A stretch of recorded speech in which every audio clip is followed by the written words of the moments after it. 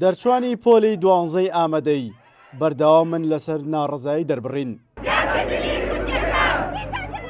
بۆ ئەوەش لە بەردەم پەرلەمانی کوردستان گر بوونەوە و داوایان دەکرد کورسی خوێندنیان بۆ زیاد بکرێت. ئەمە داواکاریمانەوەیە دەبێت کورسی بە یەکسانی بە شێوەیەکی عەدالەت لە هەموو بەشەکان زیاد بکرێت. داوای هەڵوشانەوەی بە کامەلی زانکۆڵاین دەکەین نەک بە تەنها چینێکی جیاکراوە کە جیای کردوتەوە.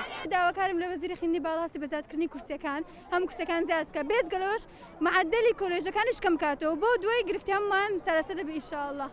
بۆ چارەسەرکردنی ئەو گرفتەش وەزیری خوێندنی باڵا و توێژینەوەی زانستی لە پەرلەمانی کوردستان لەگەڵ لیژنەی خوێندنی باڵا و پەروەردە کۆبووە. دوا بۆ دەی کۆبنەوەکەش وەزیری خوێندنی باڵا ڕاگەیاند کەمتر لە 24 ساعتی داهاتوو گرفتی تەواوی دەرچوانی پۆلی دوانزەی ئامادەی چارەسەر دەکرێت و ڕێگا نادەین هیچ دەرچوویەک لەسەر شەقامەکان بمێنێتەوە. هەر بۆیە داوای لە خوێندکاران کرد بگەڕێنە ماڵەوە و بەبێ خەم چاوەڕێی دەرئەنجامەکان بکەن.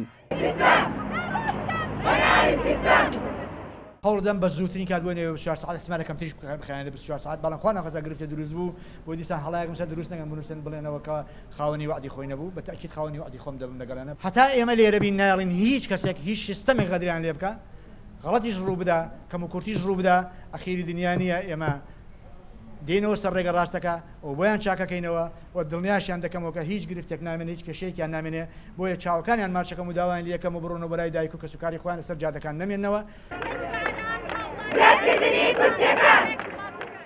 ئەگەرچی وەزارەتی خوێندنی باڵا لە ماوەی ڕابردوودا بۆ چارەسەرکردنی گرفتی دەرچوانی پۆلی دوانزەی ئامادەیی چەند بڕیارێکی گرنگیدا و کێشەی ئەو دەرچوانی نەوتنویان هێنابوو چارەسەر کرد بەڵام هێشتا خوێندکاران داوای زیادکردنی کورسی دیکە دەکەن. سیرۆ حوسێن، کورسات نیوز، هەولێر.